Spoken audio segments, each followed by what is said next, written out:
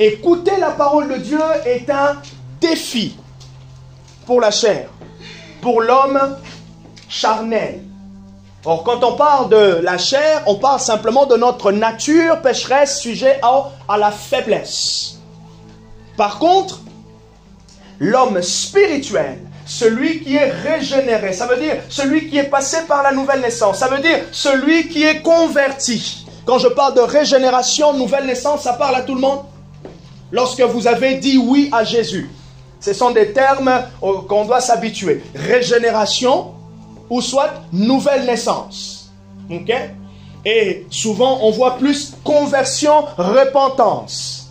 Alors, c'est peut-être pas évident de pouvoir définir l'enchaînement de ces choses, mais ce qui est important à savoir, c'est que lorsque vous êtes régénéré, ce qui va suivre, c'est que vous vous convertissez naturellement. Ça veut dire quoi? Spirituellement, Dieu vous ouvre les yeux et vous ne pouvez plus faire marche arrière. Qui est celui qui peut faire marche arrière quand les yeux spirituels, Dieu a ôté ce qui le voile dans son cœur? Impossible. Impossible. Et c'est pour cela, en théologie, on parle au fait de l'appel irrésistible et de l'appel général. L'appel général, c'est ce que l'on fait tous, Dieu veut. Et d'ailleurs, c'est, comment il s'appelle, l'apôtre Paul qui dit dans Timothée, Dieu désire, 1 Timothée chapitre 2, Dieu désire que tous soient sauvés. Dieu désire, dans le profond cœur de Dieu, dans ses pensées, il souhaite que tous soient sauvés. Amen. Ok? Que tous soient sauvés. Et ça motive même notre intercession. Ah, j'aime Dieu parce que Dieu travaille avec les intercesseurs. J'aime Dieu parce que Dieu travaille avec les intercesseurs. Des fois, on se dit, mais je ne sais pas ce que je peux faire à l'église. Commence par intercéder. Commence par intercéder, tu verras que de fois, la clé de la réussite du culte viendra à cause de toi. Tu verras peut-être que tu es celui qui va activer surnaturellement la révélation, l'inspiration dans le cœur du prédicateur, dans le cœur de certaines personnes. Pourquoi? Parce que Dieu travaille avec les intercesseurs. Et je crois que c'est cette semaine, le Saint-Esprit est en train de me mettre dans mon cœur en me disant, tout intercesseur, tout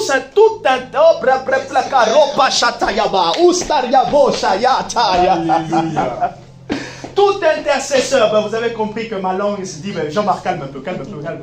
Tout intercesseur, tout intercesseur fera toujours face à un pharaon. Tu es en train de prier pour quelqu'un qui t'a dit que le diable laissera la tâche facile.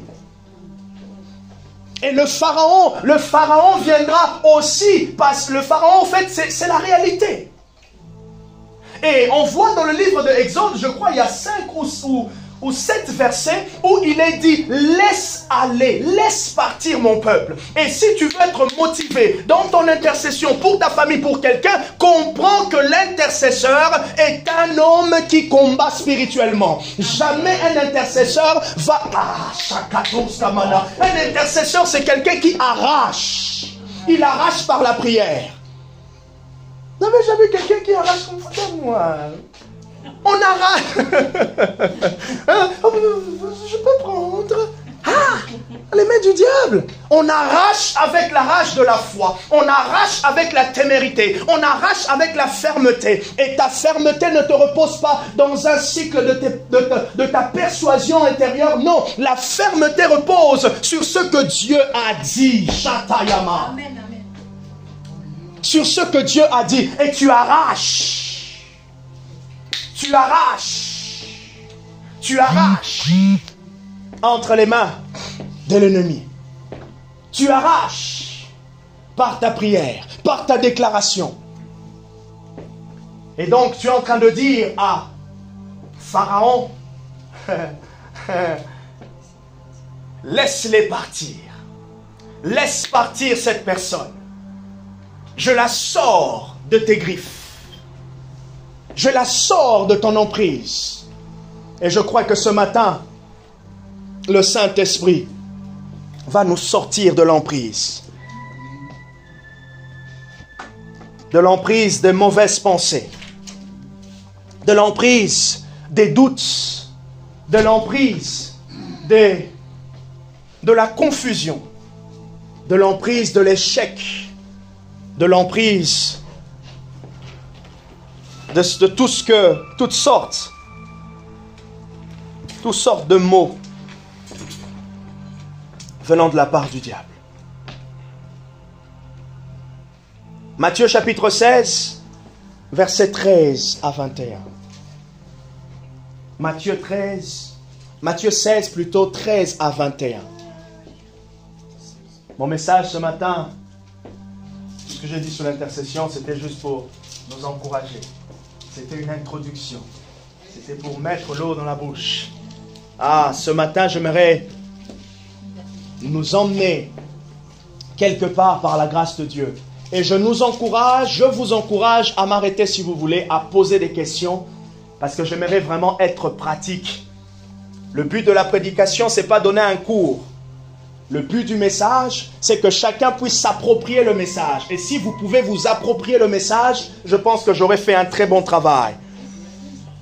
Matthieu chapitre 16, à partir du verset 13. Vous connaissez cette histoire où Jésus dit, il pose la question à ses disciples, qu'est-ce que les gens disent de moi? Regardez, lisons ensemble à partir du verset 13, Matthieu chapitre 16, Matthieu dans le Nouveau Testament. Non, Matthieu, non, Ancien Testament, c'est ça, hein? Oh, Saint-Esprit, esprit de rappel. Oh.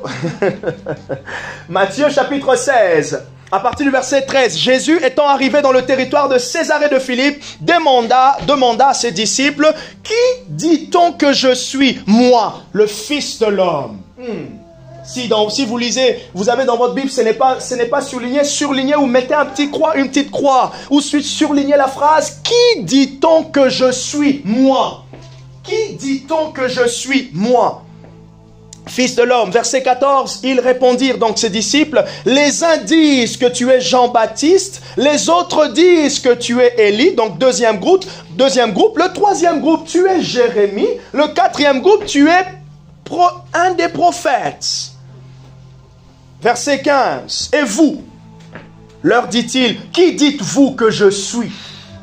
Et vous, qui dites-vous que Jésus est?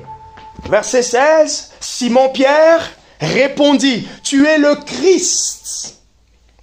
Tu es le Christ. Oh, Chanta Domas.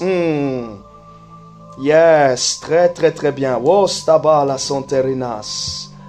Yes, merci beaucoup pour la fréquence. Tu es le Christ, le Fils du Dieu vivant. Tu es le Christ. Et Jésus dit, reprenant la parole, il lui dit, tu es heureux, Simon, fils de Jonas, car ce ne sont pas la chair et le sang qui t'ont révélé cela, mais c'est mon Père qui est dans les cieux. Tu es heureux. Quand est-ce que nous sommes heureux? Lorsque nous avons très bien répondu. Et ce matin, mon thème s'intitule « Qui suis-je » ? 2 points. Le connaître, me connaître.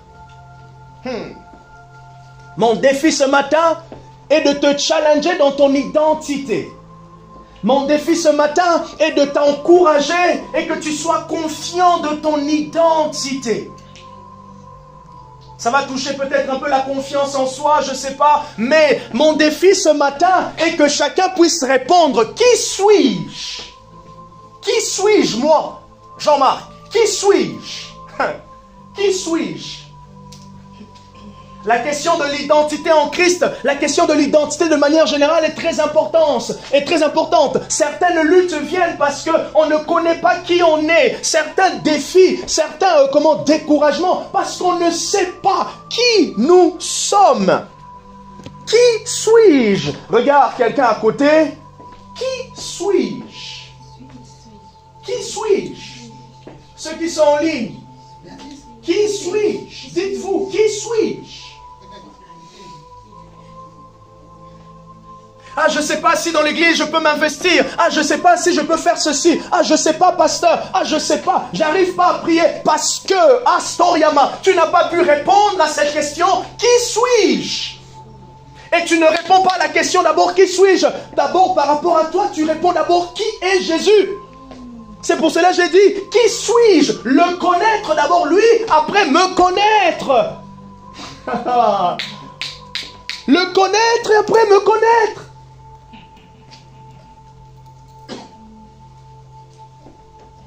Je ne sais pas si j'y arriverai. Je ne sais pas si je serai ceci. Je ne sais pas si, je ne sais pas si, je ne sais pas si, je ne sais pas si, si, je ne sais pas si, ça.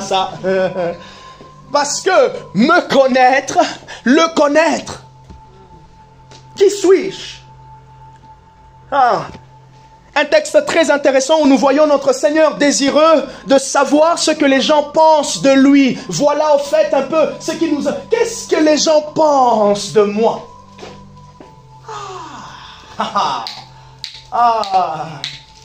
Vraiment, je compte sur le Saint-Esprit pour aller plus loin avec chacun d'entre nous. Qu'est-ce que les gens pensent? Ne sommes-nous jamais posé la question, mais qu'est-ce qu'il a dans sa tête me concernant? Et est-ce qu'on s'est déjà posé la question, qu'est-ce que Jésus a dans sa tête me concernant? Est-ce que l'on s'est déjà posé la question, qu'est-ce que le Saint-Esprit a dans sa tête me concernant? Qui suis-je? Et j'aimerais nous donner 10 raisons pour lesquelles nous devons tous répondre à cette question. 10 raisons pour lesquelles... 10 raisons pour lesquelles nous devons répondre à cette question. Et je crois que le Saint-Esprit va nous confirmer, va nous rassurer. Et à chaque fois maintenant où tu vas entamer cette semaine avec la confiance de ton identité en Jésus. Et après même le reste. Dans la société.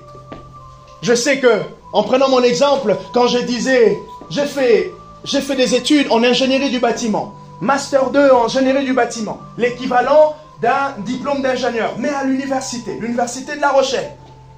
Et là, je m'attendais à travailler dans quoi? À travailler dans un bureau d'études ou dans une grande entreprise du bâtiment. Et je plafonnais quoi? Je plafonnais des grands salaires. Quand on était en licence 2, licence 3, on se disait, allez, je vais sortir de l'école en Master 2, je vais commencer déjà à visionner les 3 000 € de salaire. C'est bon, hein? Et là, j'arrive, je continue mon parcours, et là, je tombe sur une belle femme. Et là, mes plans commencent à changer. Mais avant même que la belle femme arrive, je commençais déjà à réaliser au fait que au-delà, Mastoyama, j'avais un appel qui commençait à peser sur moi. Je sais pas si... Ah voilà, c'est à Lancelot que je disais. Non. La Costamana. Je me disais, en licence 3, j'arrive, je vais peut-être prendre un master. Quand je finis mon master 2, je vais voir. Soit je vais aller aux États-Unis pour faire une grande école. Je ne dis pas que c'est mauvais, hein. Ne prenez pas hors contexte. Je ne dis pas que c'est mauvais. Je me projetais. Grande école, ou sinon je vais à Paris, je monte à Paris. Ben, Paris, c'est Poitiers, hein. Bon, bref. Paris, c'est Châtellerault. Bon, bref. Paris, c'est Poitiers. Je monte à Paris et je voyais l'école, je ne sais pas si vous connaissez l'école de pont et chaussée. L'école des élites. Je me voyais déjà faire un prêt. Que ce soit aux États-Unis, ici en France, je fais un prêt. Et je me disais, quand je vais commencer à travailler avec mon salaire, peut-être que j'aurai 2 ou 3 voitures. Non, c'est bien de rêver par moment. Non, des fois c'est bien, ça détend. Rêve. Tu rêves. Je ne dis pas que c'est impossible, ok? Je ne dis pas parce que ce n'est pas le cas maintenant que ça ne sera pas demain. Amen. Mais regardez là où je suis en train d'en venir. Et là, paf, je pense, je voyais tout ça. Et jusqu'au moment où Dieu a commencé à changer ma manière de voir les choses. Qui suis-je? Me connaître, le connaître. La barre arrive. J'avance dans le service. Je commence à réaliser de plus en plus ce que Dieu voulait. La manière dont il fallait que je puisse allier les études, le ministère et la vie de couple qui allait arriver. Je l'ai rencontré à 24 ans. Il y a eu des tentatives d'entrer en couple, mais des tentatives qui ont échoué. C'est beau ça. qu'il aime bien, c'est le commentaire silencieux. Des tentatives qui ont échoué, non pas parce que je ne le voulais pas. À un moment donné, oui, je ne le voulais pas. Mais aussi parce que ce n'était pas le temps de Dieu. Mais quand c'était le temps, c'était le bon moment. Et au fur et à mesure, je commence à réaliser, et je commence à prendre conscience des plans de Dieu pour moi. Qui suis-je? Le connaître, me connaître. Et dans ses plans, il n'était pas contre. Oh, je veux dire quelque chose qui est très intéressant. Dieu n'est pas contre toi avec tes plans, mais seulement Dieu ordonne mieux que toi. Amen. Non, écris-la, elle est bonne celle-là. Dieu n'est pas contre tes projets, mais Dieu ordonne mieux. Et dans son organisation, dans le fait qu'il ordonne, il peut enlever, il peut aussi garder. Thibaut, Dieu n'est pas contre toi, mais il ordonne. Et dans le fait qu'il ordonne, il priorise. Oh, Shatayama, il priorise. Voilà pourquoi la priorité de Dieu fait du bien à l'homme spirituel, mais fait du mal à la chair. C'est pour cela qu'on lutte parfois à admettre la volonté de Dieu. Je prie que le Saint-Esprit t'aide. Pendant que tu pries en langue, c'est aussi de disposer ton cœur pour que ton cœur soit la plateforme qui accueille les priorités de Dieu. Et quand j'ai commencé à dire à ma famille maintenant, j'ai terminé les études. Je termine les études, je commence à chercher du travail. On s'est marié en 2016. Barbara rentrait en première année de master. Donc il fallait 2 ans ici sur Poitiers. Je commence à chercher le boulot aussi ici autour de Poitiers. Et personne ne me répond autour de Poitiers. Tous ceux qui me répondent Lyon, Paris, Nantes, tout ça. Et ma femme n'était pas prête à ce que je puisse partir. Je vous assure. Pendant au moins 2 ans, 3 ans, j'ai dit, mais non, je me suis marié pour être bloqué ou quoi? Je suis allé travailler à Aquitaine. C'était ça? Armatis, au Futuroscope, pendant 6 mois. Pour payer les factures. Après, j'ai travaillé à Lusignan pendant 2 mois. 2 mois, je crois. Oui, avril à juin, ouais. 2 mois. Tout ça. Et en même temps, à côté, on faisait l'église. On a commencé le groupe à la maison. Et maintenant, quand j'ai dit, au fond de moi, je sentais que, Seigneur, avec le professionnel, il faut quand même, il y a l'appel qui brûlait. Un jour, j'informe à ma famille que je vais maintenant me rediriger dans l'enseignement. Oh non. Tu es un ingénieur. Tu veux être enseignant? Une mauvaise image. Sûrement héritée de notre conception africaine que l'enseignant est le gars pauvre. Alléluia. Oui. Parce que chez nous, les enseignants ne sont pas payés comme ici. Si je vous dis enseignant, vous allez me dire quoi? Oh là, les vacances.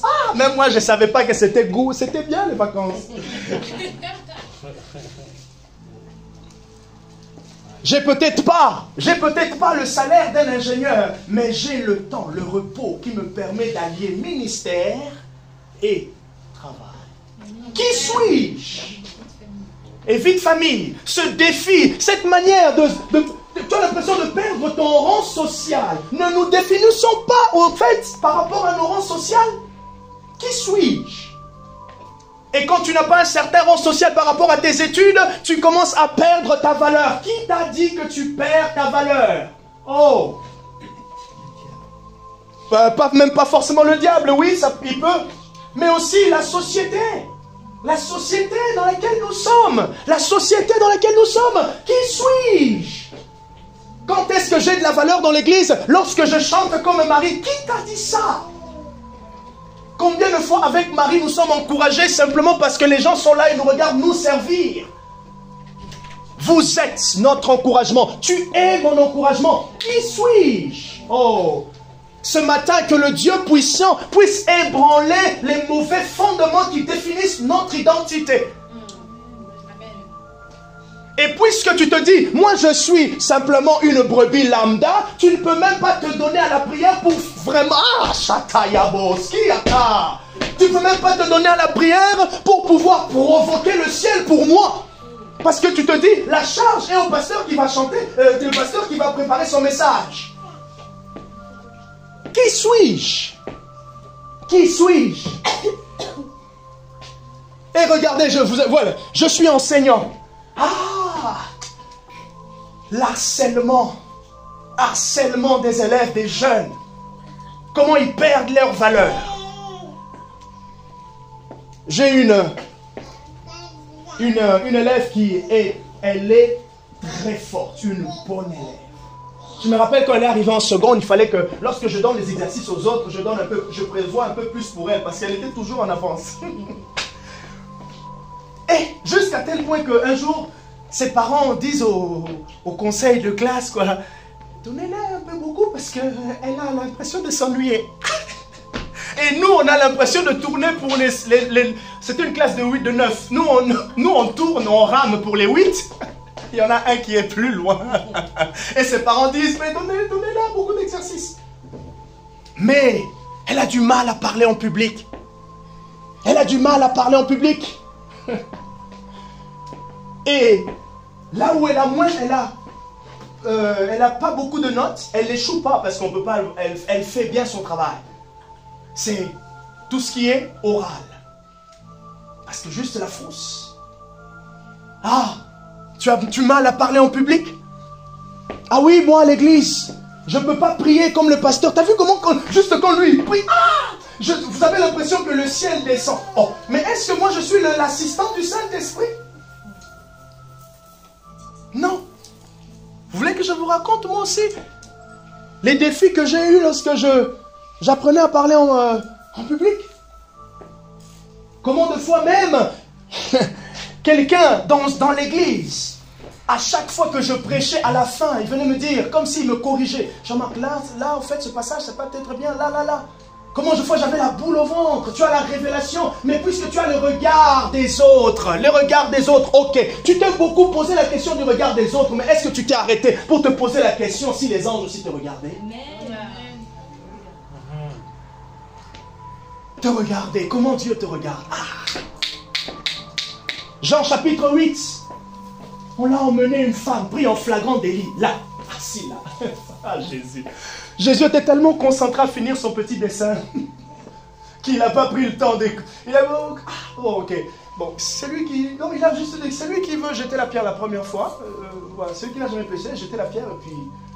Voilà, moi je termine mon dessin. Après, même à la femme, il n'a pas pris beaucoup de temps. Bon, écoute, moi non plus, j'ai pas beaucoup de temps, mais allez, va, ne pêche plus, je te condamne pas. C'était suffisant. Ah, j'arriverai pas à prier en public. Ah, moi je ne prie pas bien. Ah, donc au fait, quand tu as relevé ta voix, il y a un ancien venu. Ok. Un verset cité. Ok. Ça ne me semble pas Paul. Et après, on t'envoie une évaluation de ta prière. Non? Dites-moi, où est-ce que dans la Bible, Dieu a dit, il y a un verset biblique, évaluons nos prières. Je vous donne tout ça pour que chacun puisse répondre à cette question. Qui suis-je? Et que chacun se réveille et se dise, oh non, je suis important. Mais maintenant, je dois développer mon potentiel. Et le potentiel que tous nous avons, c'est le Saint-Esprit d'abord. Tous. Vous connaissez Romains chapitre 3, verset 23? Qu'est-ce qu'il est dit dans Romains? Tous ont péché et sont privés de la gloire. Il n'a pas dit les Congolais non, les Martiniquais non, les Guadeloupéens et donc les Français. Non, il a dit tous ont péché et sont privés de la gloire de Dieu. Devant Dieu, nous sommes tous ses enfants. Nous avons tous la même grâce. Maintenant, je nous donnerai aussi quelques encouragements. Il y a certains qui ont compris. Et j'aimerais que tu comprennes. Et que dans des réunions comme ça, j'aime entendre ta voix lorsque tu pries. Tu pries, tu chantes, tu viens, tu sais que tu es important. Non pas d'abord aux yeux du pasteur. Tu es important aux yeux de Dieu avant d'être important à mes yeux. Amen. Je ne suis pas ton Dieu, je ne le serai pas d'ailleurs. Alléluia. Depuis quand on s'est connu? Mais Dieu, tu l'as connu avant moi.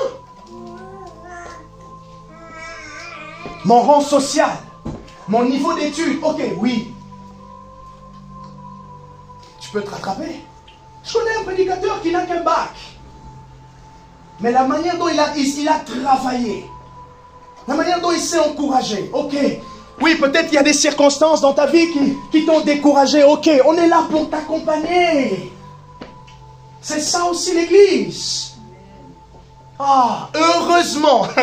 Non, non, non, non, non, non. Dieu, il est bon. Vous savez pourquoi il a donné l'église? Et c'est à l'église que Dieu a remis le compteur à zéro. À l'église, Dieu a remis le compteur à zéro.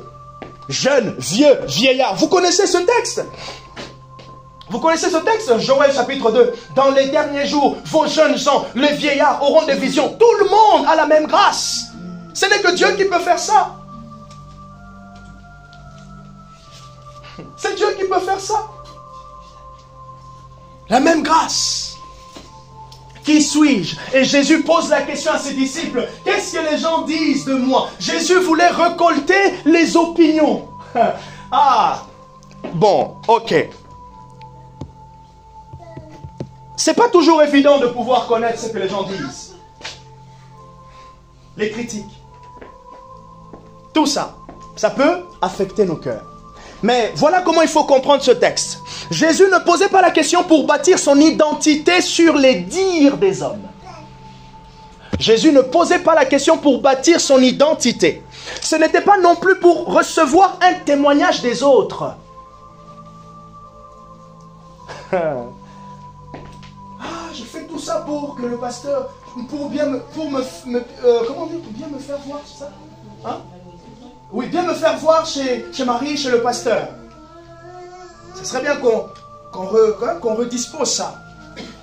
Tu fais ça pour Dieu, moi je serai encouragé. D'accord? Je serai encouragé.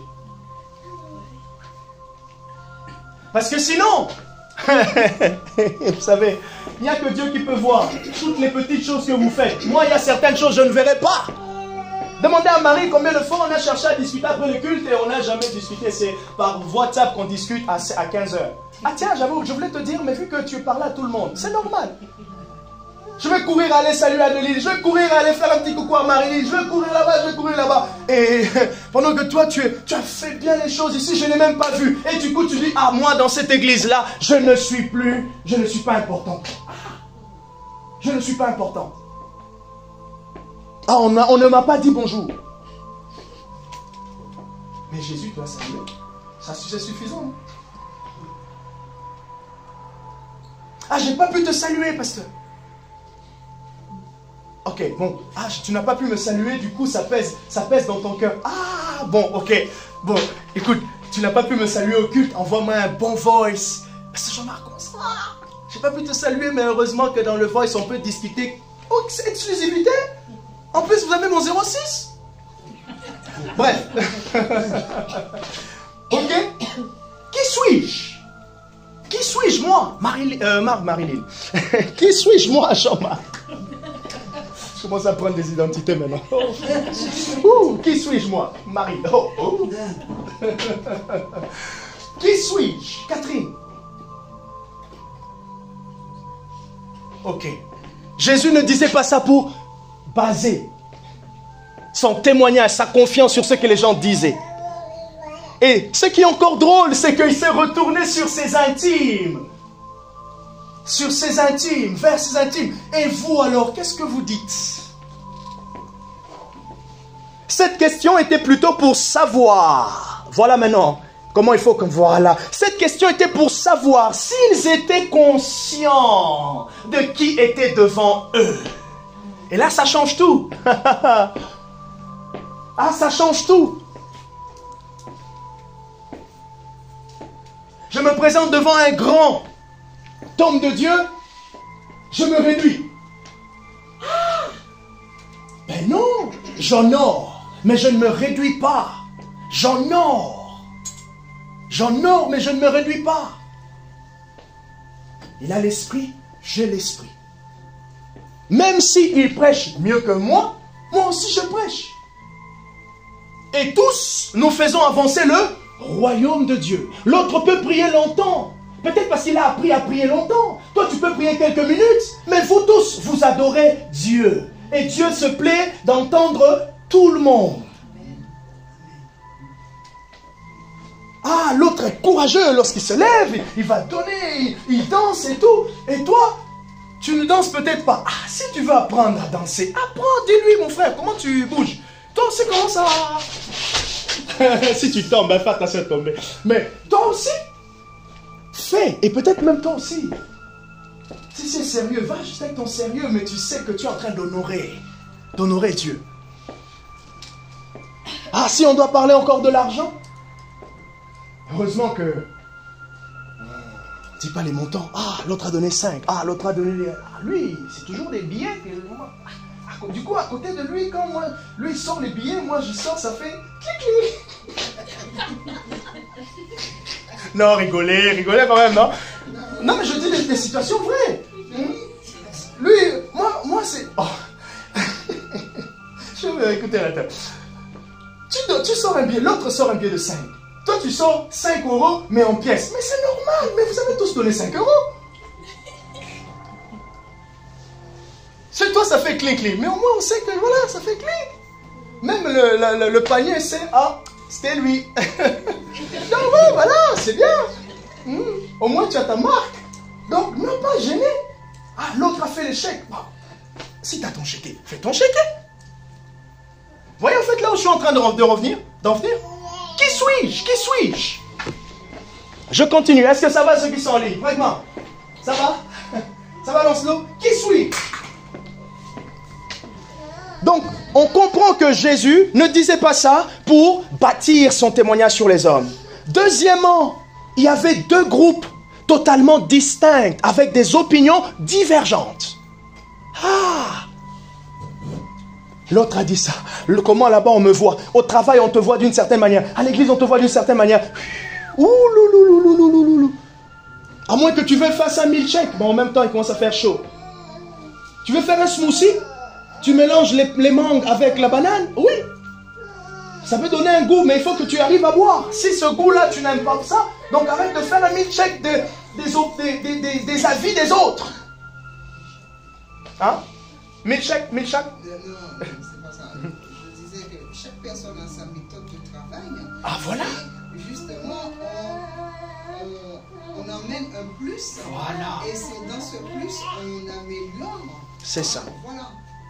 Dieu, notez-le, Dieu est un Dieu qui aime la diversité. D'ailleurs, il n'y a pas qu'un seul don spirituel. Il y en a combien? Il y en a 9. D'ailleurs, il n'y a pas qu'un seul ministère pour bâtir la grande église de Christ. Il y en a 5. Prophètes, pasteurs, docteurs, apôtres, évangélistes. Prophètes, prophétesses. Plusieurs. D'ailleurs, est-ce que vous savez que le jardin d'Éden était irrigué par 4 fleuves?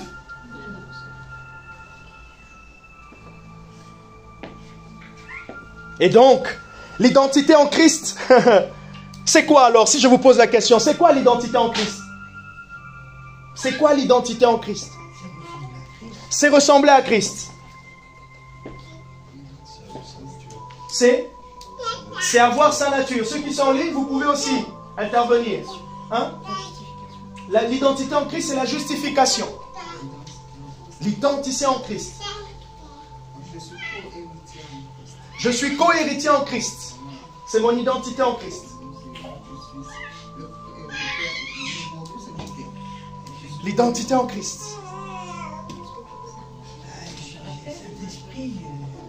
J'ai le Saint-Esprit. Je suis l'enfant de Dieu. Même, vous voyez, même cet exercice, il faut qu'on prenne plaisir. Chacun répond. Je reflète l'amour de Dieu. Chacun répond avec plaisir. Chacun répond avec plaisir. Non pas en disant, ah, j'ai une mauvaise réponse. Non. Qui suis-je? Ok? Parce que, pendant que l'autre peut-être est en train d'hésiter, toi qui réponds, tu aides l'autre à avoir une idée. Hein? Merci Clémence. Voilà, tu peux répondre autant de fois que tu veux. Ce n'est pas limité juste à une réponse. Qui suis-je? Mieux le connaître et me connaître. Regardez. Du coup, vos réponses, elles sont bonnes. Vos réponses disent ce que nous sommes. Regardez comment moi, donc je vous donne mon idée, ma pensée. Ok? La manière dont j'approche ce concept de l'identité en Christ. Effectivement, vous êtes enfant de Dieu, je suis co-héritier en Christ, c'est l'identité en Christ. Je suis sauvé, j'ai le Saint-Esprit, c'est l'identité en Christ. Tu as dit quoi? Je suis enfant de Dieu, c'est l'identité en Christ. C'est l'identité en Christ. On entend par identité en Christ l'ensemble des vérités bibliques qui affirment ce que tout homme est devenu ou est en Christ. L'ensemble de toutes les vérités bibliques qui affirment ce que tout homme est devenu ou soit est en Christ. C'est ça l'identité en Christ. Et donc on voit que Jésus connaissait son identité. Face aux pharisiens, aux docteurs de la loi, il n'avait pas honte. Il avait un témoignage. Et de fois, lorsqu'on doute, on lutte avec notre identité, c'est parce qu'on cherche un témoignage extérieur. On n'est pas convaincu du témoignage intérieur. Et le témoignage intérieur, c'est celui du Saint-Esprit. On cherche un appui extérieur. Et plus on cherche un appui extérieur, sachez toujours que l'appui des hommes n'est pas un appui qui est stable, qui va durer dans le temps. Vous aurez toujours besoin de retravailler. Voilà pourquoi vous redemandez, vous cherchez des preuves. Vous demandez, on demande pour être assuré. Lorsqu'on reçoit ces preuves, on est assuré. Mais gloire soit rendue à Dieu, Dieu est une preuve stable, qui même lorsqu'on ne l'entend pas, Dieu est une preuve stable qui nous donne toujours. Romains chapitre 8, à partir du verset 15, l'apôtre Paul dit quoi? Le Saint-Esprit rend témoignage dans notre esprit que nous sommes enfants de Dieu. Même lorsque vous avez un doute, une crise identitaire, cette crise n'a pas éteint la voix du Saint-Esprit. Seulement, cette crise a une voix plus haute qui empêche que tu entendes la voix plus basse et constante du Saint-Esprit. Ah, je ne sais pas qui je suis. Ah, moi. Ah, que Dieu calme. Alors, regardez.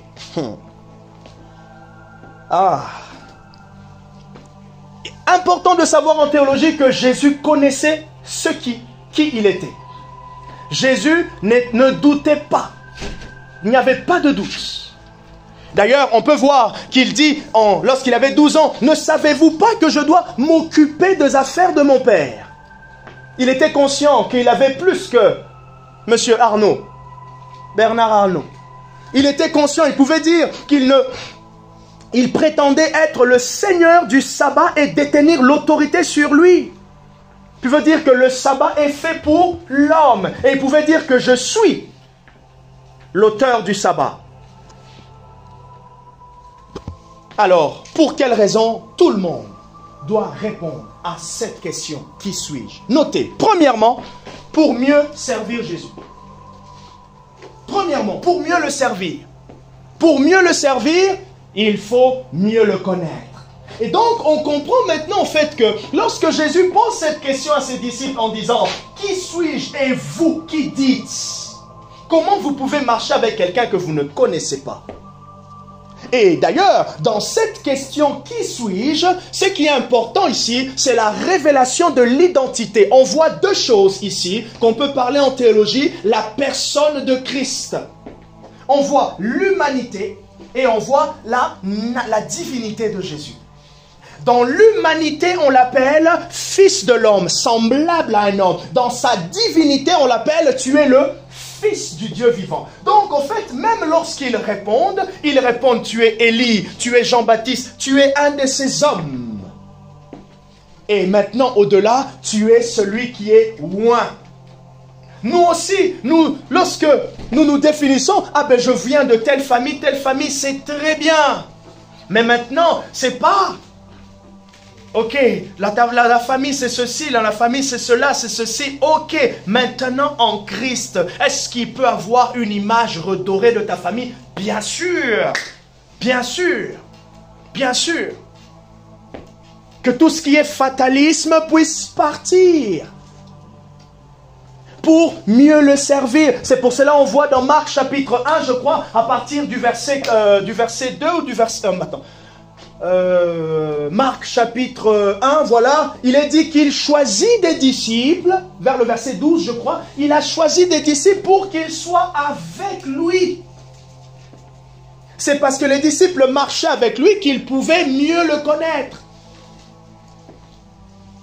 Donc première raison que tous nous devons répondre ici, mieux le servir. Deuxième raison, pour vivre une vie chrétienne épanouie. Qui suis-je pour vivre une vie chrétienne épanouie? Et la question de l'identité en Christ, la question de la confiance en soi, toutes ces choses-là, ça c'est comme une gangrène, c'est comme un virus. Et d'ailleurs, vous savez que c'est l'un des fers de lance du diable aussi. Parce que s'il peut te faire perdre confiance sur ce que tu es, il te fait perdre confiance sur ce que tu peux faire. Parce que derrière la question de notre identité en Christ se cache aussi la révélation de notre destinée. Ah, j'aime bien ça. Oh, derrière la question de notre identité en Christ se cache la question de notre identité, la révélation de notre identité, le rendement, ce que l'on peut faire pour Jésus. Comment tu peux être actif pour Jésus quand tu es douteux de ce que tu es? Impossible. Comment tu peux aimer l'intimité avec Dieu quand tu ne sais pas si il t'aime? C'est pour cela que j'ai écrit cette phrase. Oh, heureusement que je ne l'ai pas supprimée. Nulle part dans la Bible, ce que l'on fait change la manière dont Dieu nous traite. Je reprends. Nulle part dans la Bible, il est écrit que ce que l'on fait change la manière dont Dieu nous traite. Ah, vous dites, mais alors, c'est quoi alors? Comment on peut dire alors obéissance? L'obéissance est une réponse au traitement de Dieu. Dieu nous traite toujours constant. Dieu ne change pas.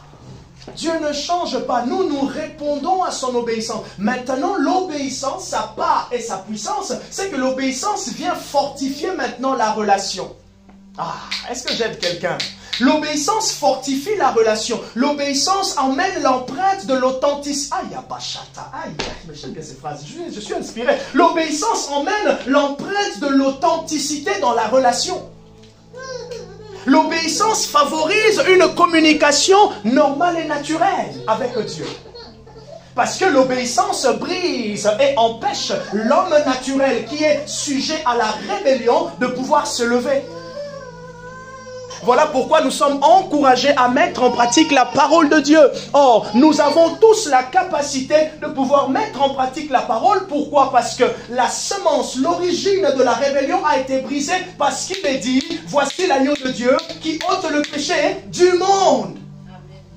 Maintenant, ce que l'on vit dans notre vie chrétienne aujourd'hui, c'est l'apprentissage à obéir. Mais regardez, que quelqu'un regarde avec moi, prenne pour nous tous Hébreux chapitre 5 à partir du verset 6. Il est dit que même Jésus devait apprendre l'obéissance. Même Jésus devait apprendre l'obéissance. Donc nous aussi, c'est tout à fait normal. Dans son humanité, en tant qu'homme, Jésus devait apprendre l'obéissance. Mais en tant que Dieu, il n'en avait pas besoin. Hébreux chapitre 5. Commence à partir du verset 5. Hébreux chapitre 5, quelqu'un a trouvé? Hébreux chapitre 5. Oui. Oui. En Christ, ne s'est pas non plus attribué la gloire de devenir souverain sacrificateur.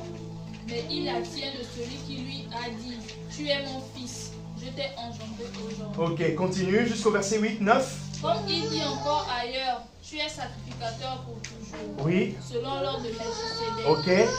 C'est lui qui, dans les jours de sa chair, Voilà. est présenté avec le grand cri et avec l'arme des prières et des supplications à celui qui pouvait le sauver de la mort. Ok. Ayant été exaucé à cause de sa piété, Ok. a appris, bien qu'il fût fils, l'obéissance. Voilà. Il a appris, c'est quel verset? 9, voilà. Donc, Hébreux chapitre 5, verset 9, il a appris, verset 8. Hébreux 5, verset 8, il a appris. Christ, il a appris, bien qu'il fût quoi? Bien qu'il fût l'obéissance par les choses qu'il a souffert. Voilà. Comment est-ce que Christ a appris l'obéissance? Par la souffrance. Par les difficultés. Je vais souligner quelque chose ici. Dieu n'est pas tenté par le mal. Dieu n'envoie pas le mal. Dieu n'envoie pas la souffrance. Non, non, non, non, non. J'aime toujours dire, Dieu a un très bon cœur. Quand il se pose, Dieu n'est pas là en train de penser, bon, qu'est-ce que je vais faire à Marceline? Qu'est-ce que je vais faire à Corinne? Qu'est-ce que je vais piquer à Jean-Marc? Non. Dieu n'a pas ce cœur-là. Son cœur ne nourrit pas cette méchanceté-là. Non.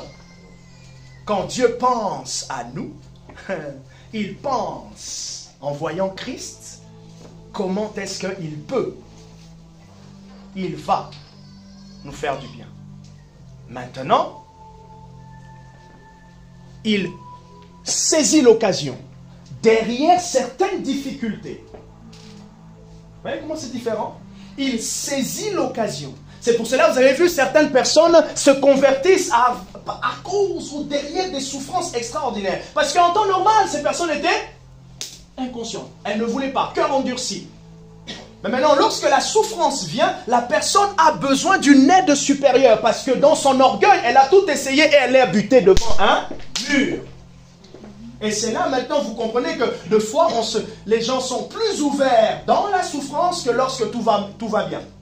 C'est à cause de notre nature, à cause de l'endurcissement de notre cœur. Même Exode nous montre que pendant que Moïse disait simplement à Pharaon, ben laisse partir mon peuple, Dieu m'a apparu. Non, Pharaon dit, Moïse, déjà je te connais presque pas, tu viens comme ça. Mais lorsque Dieu a commencé à juger, qu'est-ce qui s'est passé? Vous voyez? Donc, il utilise. En fait, son amour nous cherche tellement à différents moments que, s'il voit une porte, il entre.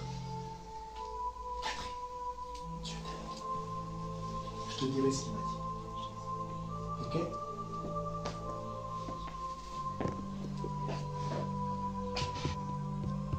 Est-ce que ça va? Donc je dis, pourquoi? Pour quelle raison? Tous nous répondons à cette question. Qui suis-je? La première raison, c'est quoi? Mieux le servir. La deuxième, c'est quoi? Vivre une vie chrétienne épanouie. La troisième, pour entrer et pour marcher dans sa destinée. Ça veut dire dans ce à quoi tu es appelé. Je lutte par rapport à mon appel. Je ne sais pas qu'est-ce que je peux faire à l'église. Je ne sais pas ce que je peux faire pour Dieu. Ok. En fait, quand vous creusez deux fois, vous discutez. Mais tu sais, par exemple, moi j'ai pas une bonne voix. Mais tu aimes le chant. Ok. Écoute, tu peux apprendre à chanter, hein? Non, mais l'autre a comme une voix naturelle, tu vois, c'est facile. Mais il y a de ces deux cas. Pour l'autre, on dirait c'est inné. Pour toi, il faut qu'on apprenne. Mais il n'y a pas de souci.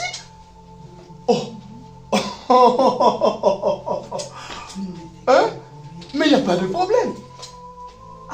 L'autre, j'aime beaucoup évangéliser. Moi, j'aimerais conduire la prière, mais la manière dont lui fait.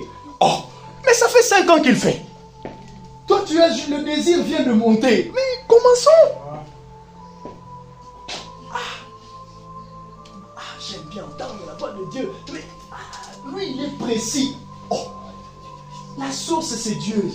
Mais la pratique, le développement, l'encouragement, ça vient avec le temps. Amen. Aujourd'hui, tout le monde est en train d'apprécier le Prégma qui prêche, Lancelot et tout ça. Mais quand il a commencé aussi, moi je disais à Prégma à chaque fois, je voyais des erreurs, on corrige. Mais toujours dans un cadre, il a encouragé. L'encouragement, c'est Dieu. L'encouragement, c'est aussi dans l'église locale. Et que tout ce manteau de « Ah, moi je sais pas ceci », non, enlève ça, s'il te plaît, enlève ça.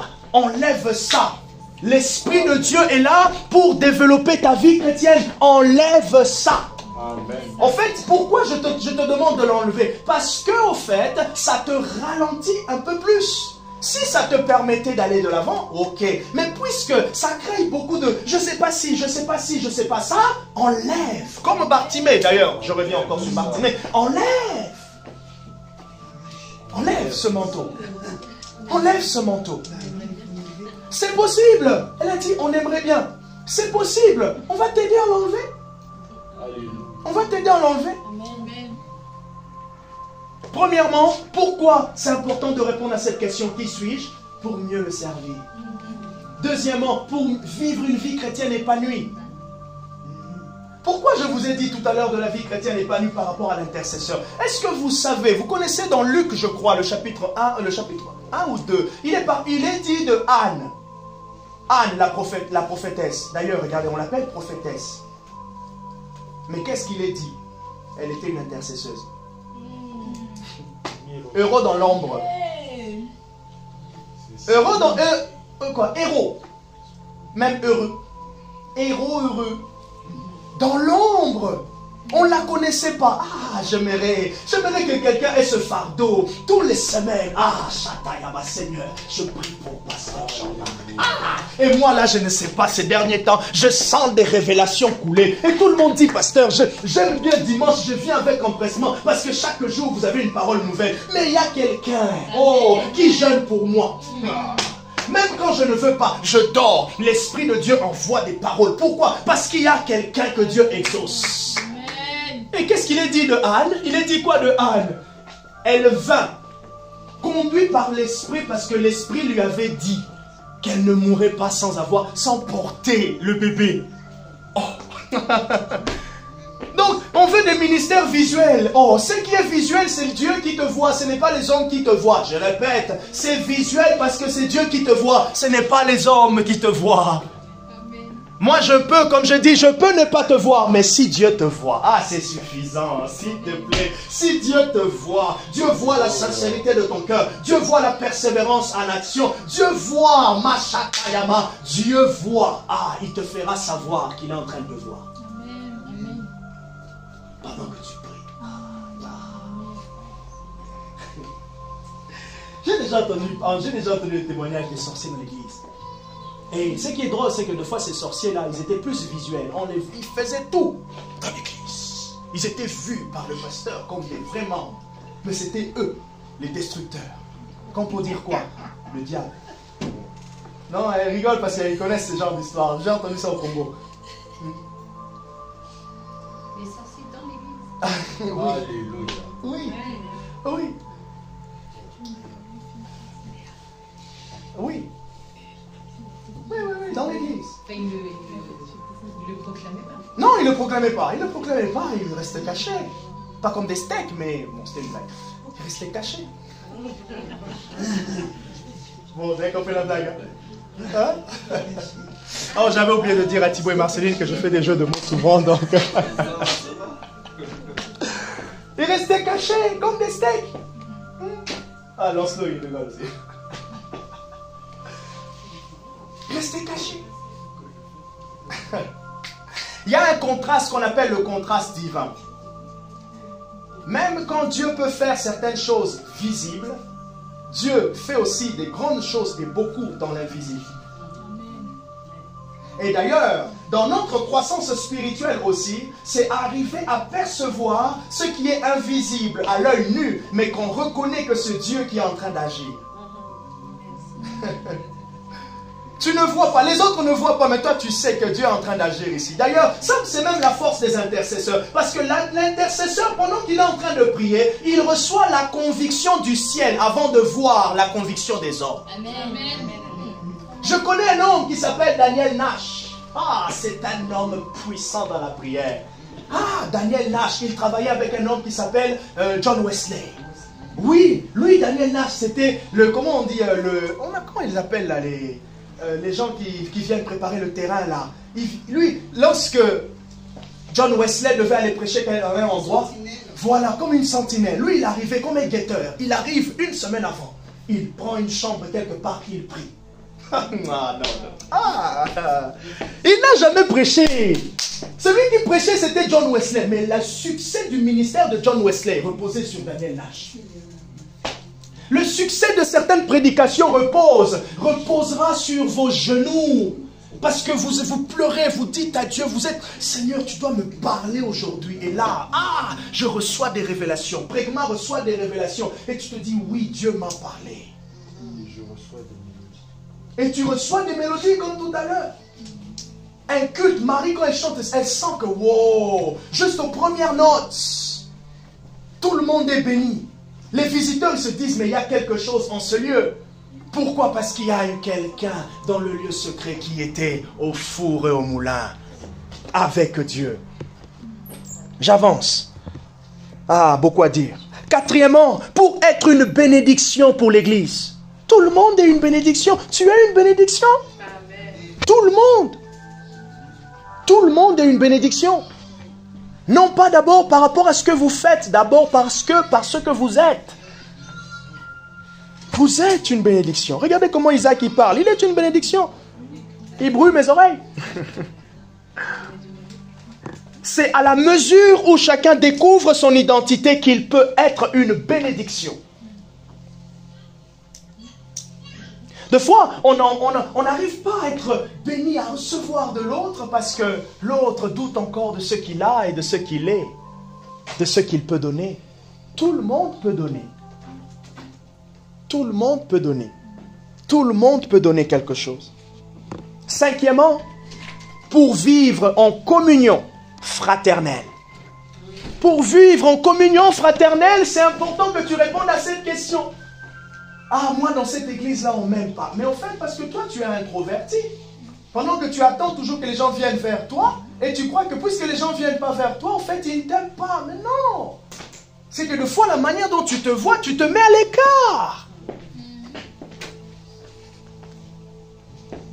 Et l'autre aussi qui est extraverti, tu as l'impression qu'il empiète sur toi. Non! Vous devez les deux faire un bon, pas un yin-yang, mais un bon mélange. Moi, j'aime le chocolat au lait. Voilà, faites un mélange. L'introverti et l'extraverti. Voilà. Moi, j'aime le chocolat au lait, l'autre aime le cappuccino. C'est pas grave, tu prends ton cappuccino, je prends mon chocolat au lait, on discute ensemble. Chacun a pris ce qu'il aime. Vous voyez? Pour être une bénédiction pour l'autre. Vivre en communion fraternelle, c'est le 5e point. Et ça va éloigner certains problèmes dans l'église. Et l'ennemi profite. Il nourrit le mensonge dans ton cœur. Et du coup, tu crois au fait que, tu es toujours une mauvaise personne. Moi, de toute façon, c'est depuis mon enfance. Ok, c'est pas grave, c'est depuis ton enfance, mais ça peut changer. Parce qu'en Jésus, 2 Corinthiens 5, 17 à 18, ceux qui sont en Christ, ils sont devenus une nouvelle création. Tu es une nouvelle création. Donc, je dis premièrement, mieux le servir. Deuxièmement, vivre une vie chrétienne épanouie. Troisièmement, marcher ou entrer dans sa destinée, dans son appel. Quatrièmement, être une bénédiction pour l'église locale. Cinquièmement, vivre en communion fraternelle. Et sixièmement, pour porter du fruit qui demeure. Le développement du don spirituel. Moi, je ne sais pas si j'ai un don spirituel. Tout le monde a un don. Vous savez pourquoi? Parce que tout le monde a le Saint-Esprit. Et c'est le Saint-Esprit qui fait sortir le don. Et de fois, on confond don et talent. Tout le monde a un talent. Pendant que toi, tu es peut-être un peu fort parce que tu as fait la muscule et tout. Mais tu peux aider pour les chaises. Tu peux aider. Vous voyez? Tu peux aider. Peut-être tu as une facilité. Regardez, Christian, notre frère Christian, c'est lui qui gère un peu la sono. Il m'a dit, non, tu sais... Ça, on l'a acheté en juillet dernier. Ils sont arrivés, Christian et Nicole sont arrivés en février 2023.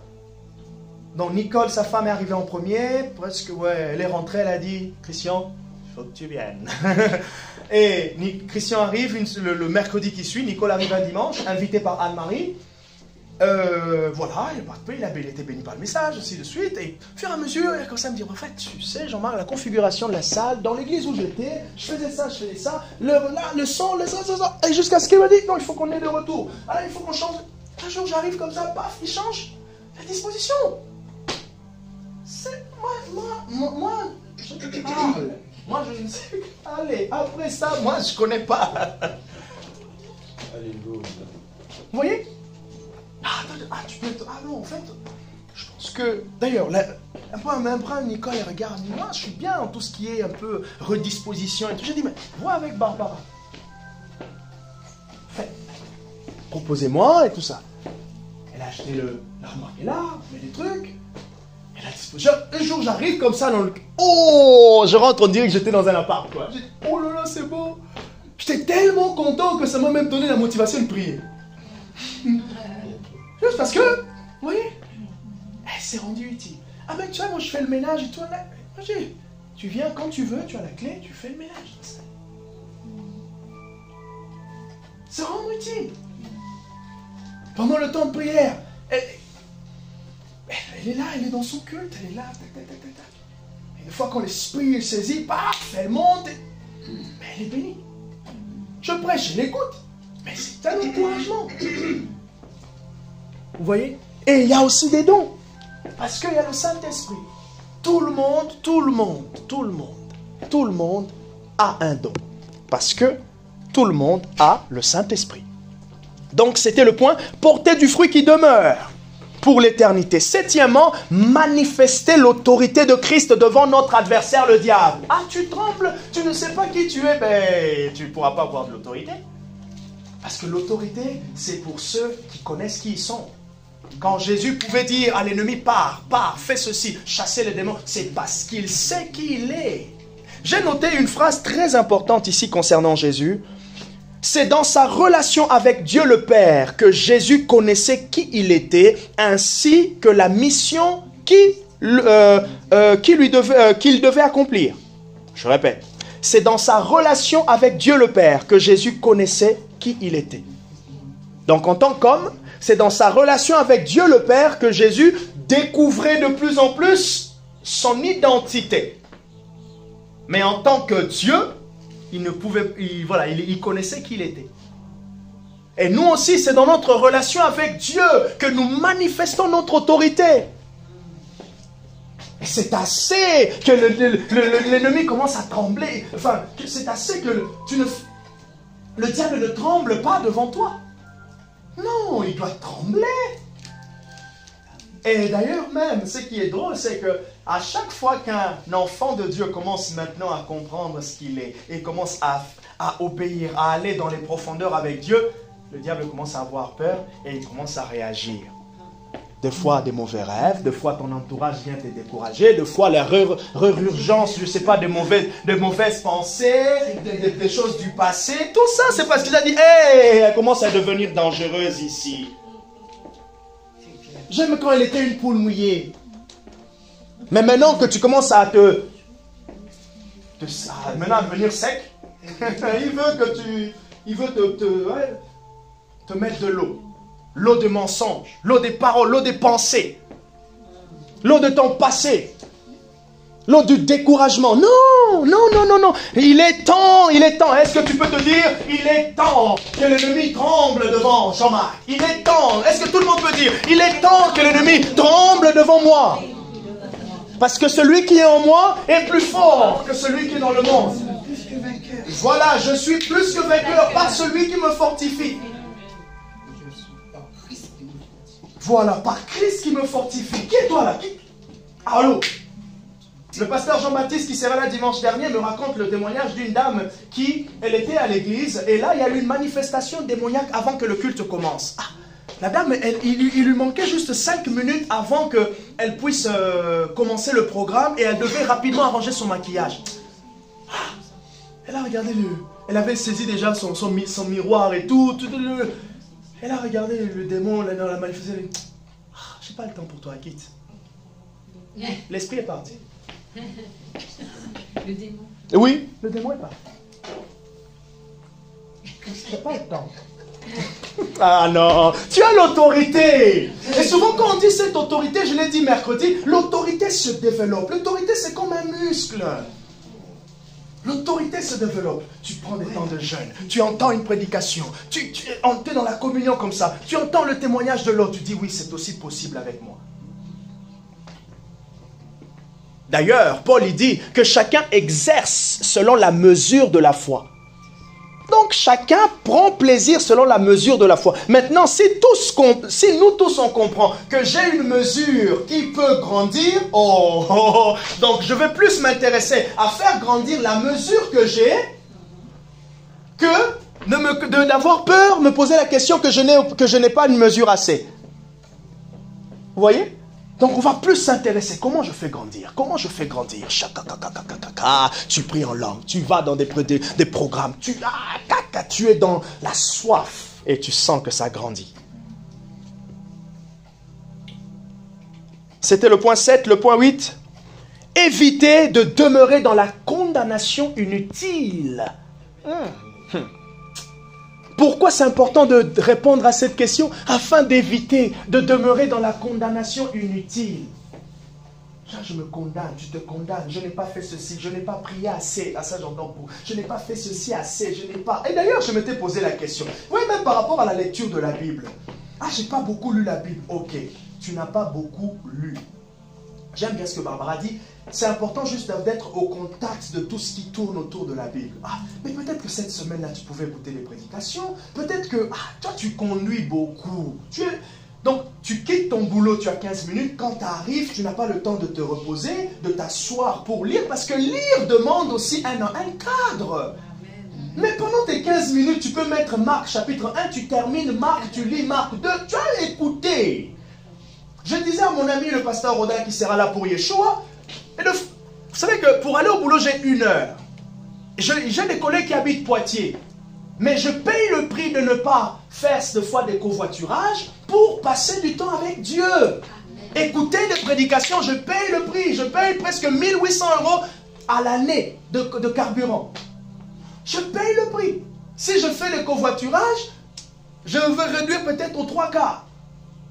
Mais je paye le prix. Et pendant que j'écoute, j'ai des idées. Pendant que je suis en train de prier, je pense à Thibaut, je prie pour Thibaut intensément. Et quand je prie pour Thibaut, je viens dimanche, Dieu m'a parlé pour toi. Mais je peux aussi, si je prends mon covoiturage, je peux parler, je peux être avec mes collègues, je peux évangéliser, mais je n'évangéliserai pas tout le temps. Et pendant le retour, je peux écouter une prédication, ça me donne des idées pour les prochaines prédications. Et nous aussi, vous aussi. Tu as eu une journée chargée. Tu as eu une journée chargée, tu rentres à la maison, tu es fatigué. Comme d'ailleurs, vous savez, ce matin, je me suis couché à 2 heures. Le message, je l'avais depuis le début de la semaine. Et au fur et à mesure, j'écris, il y a des idées. Si c'est moi qui prêche le mercredi, à partir de demain, je réfléchis à ce que je donne mercredi. À partir de jeudi, je réfléchis à ce que je donne dimanche. En plus de ça, toute la vie. Et là, le petit, il était un tout petit peu, un peu dur, le petit, là. J'ai essayé de le coucher, on a fait presque 1 heure en train de... non. Ouais, presque 1 heure. Et des fois même, mais non, puisque je n'ai pas le temps de m'asseoir pour pouvoir prendre un temps avec Dieu, je disais même à Sandrine, pendant que je le couche, des fois le petit, lui, il est en train de jouer et tout, je suis en train de changer la couche. Ratos kaparia, titamana, rantabos, kikaria. Mais toi, tu veux juste avoir ton 15 minutes, entre dans ta chambre. Entre dans ta chambre, c'est aussi spirituel. Je suis dans la salle d'attente. Pendant que là, tu peux essayer non, tu laisses ton portable.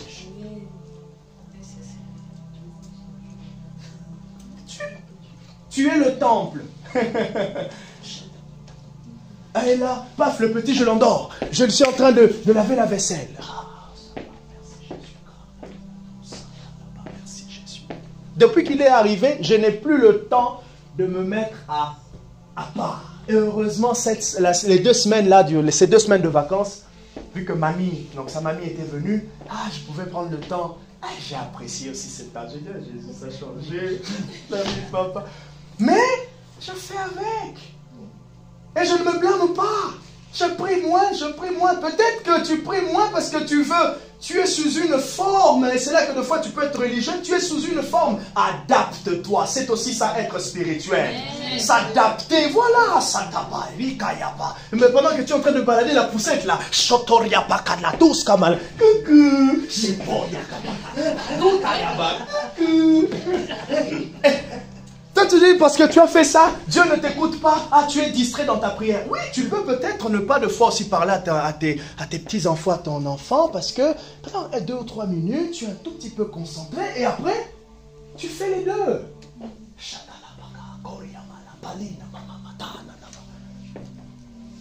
Et peut-être après, si tu as le temps de te poser pour lire un livre, écouter ceci, tu disposes, tu t'organises. Tu n'arrives qu'à faire 5 minutes, fais 5 minutes, sois content de tes 5 minutes là, continue 5 minutes le jour d'après, ainsi de suite, tu verras. Les 5 minutes vont te donner la soif de 15 minutes. Au fur et à mesure, tu vas commencer à dire, non, mon épouse, on doit bien s'organiser. Aujourd'hui, tu vas le coucher, moi je vais faire, et toi tu vas prendre un moment après, ainsi de suite. Tu verras que tu trouveras l'organisation. Pourquoi? Parce que tu as mis de côté tout ce qui est plainte. Moi j'arrive pas, et des fois le diable se dit, mais oui, t'es pas un bon croyant, toi. T'es pas un bon croyant. Tu pries pas beaucoup. Et quand tu commences à prier beaucoup, il dit, mais il faut que tu arrêtes. Non, il faut que tu arrêtes. Donc, évitez de tomber dans la condamnation inutile. Ah, moi, je ne jeûne pas. Ah, mais reprends l'exercice du jeûne. Le jeûne, personne, j'aime toujours dire, personne n'a le don du jeûne. C'est une force. Tout le monde s'efforce. C'est pas obligatoire. Alors, c'est pas obligatoire, mais c'est une nécessité. Vous voyez, ça change. C'est une nécessité. C'est par rapport à ce que je poursuis que je m'engage à jeûner. C'est par rapport à ce que je désire dans ma relation avec Dieu que je m'impose certains sacrifices. Je voulais que mes idées soient ordonnées pour que je n'ai pas à... Je suis resté jusqu'à 2 heures. Et heureusement que le petit s'est réveillé que vers 4h45. Tac, je le levais, je lui donne le biberon et je me suis rendormi un peu. Heureusement que je dors vite aussi. Vous voyez? C'est par rapport à la nécessité que je m'engage à certains services, à certains sacrifices. C'est parce que je désire honorer Dieu que je m'engage financièrement, que je m'engage avec un effort. Et non pas on s'impose, non. Il a appris l'obéissance par les sacrifices. C'est parce que j'aime que je fais. Ce n'est pas parce qu'on m'impose. La religion nous impose, mais l'amour nous donne l'élan, nous dispose. Voilà, bien, c'est ça. L'amour nous dispose. Il y a un élan. Est-ce que ça va? Amen. Je suis clair? Oui. Amen. Très clair. Bon, vous avez compris la blague. Donc, 9e, et je termine, évitez d'avoir un mauvais regard sur soi. Pourquoi c'est important de répondre à la question qui suis-je? Pour éviter d'avoir un mauvais regard sur soi. Pensez toujours que Jésus n'a pas posé la question pour bâtir son regard sur les opinions des autres. D'ailleurs, il y a un texte biblique qui dit « Il connaissait leur cœur ». Et 10e, pour éviter de vivre la honte liée au passé ou au présent. Voilà pourquoi c'est important que tous répondent à cette question.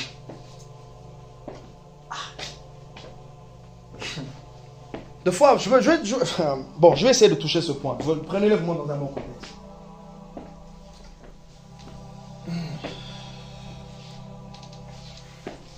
C'est important que Dieu nous donne la capacité de s'aimer. L'une des premières choses qui a façonné ma relation avec Dieu, je vous ai dit l'autre fois, c'était les études, mais au-delà de ça, je savais que Dieu m'aimait. J'aimais comment je suis. J'ai tenté plusieurs fois à ressembler à certaines jeunes, musclées. Ah, mais j'ai compris que la régularité avec le sport, c'est... Mais je m'apprécie. Enfin, je regarde. Il y a 25 ans. Ah, on dirait mon oncle. Mais moi, je suis là. J'ai mon gabarit. Je suis un Jean-Paul Gaultier. Je m'apprécie. Donc je veux dire, voilà, je suis un mannequin, je m'apprécie. Donc tu t'apprécies aussi. Je disais l'autre fois, je crois que c'est pas un mari, moi la barbe là-bas que vous voyez là, ça a 5 Il y a ans. un verset qui dit je suis une créature merveilleuse. Voilà, je suis Je merveilleux. te loue de ce que je suis une créature. Je te loue de ce que je suis une créature merveilleuse. Mon La amour meilleure délivré. façon d'apprécier ce message, c'est que vous placez sur tout ce qui vous défie. Et maintenant, vous commencez à vous dire non. Ça, je suis ceci. Ça, je suis ceci. Ça, je suis ceci. Tu n'es pas un loser. Parce que la Bible dit, on peut faire des exploits. Ah, ben regarde, tu vois, jusqu'aujourd'hui, ma vie chrétienne, j'ai l'impression n'a rien produit. Tu as dit jusqu'aujourd'hui, mais maintenant. Aujourd'hui, jusqu'à aujourd'hui là-bas. On peut changer. Vous voyez un peu? Qui suis-je? Et vous? Mieux le connaître. Qui est Jésus? Mieux se connaître. C'est comme ça que chacun prendra plaisir à avancer avec Dieu. Que chacun donnera maintenant au Saint-Esprit la mesure qu'il faut pour collaborer avec lui. Que Dieu nous bénisse. J'ai peut-être été un peu long, mais que Dieu nous bénisse.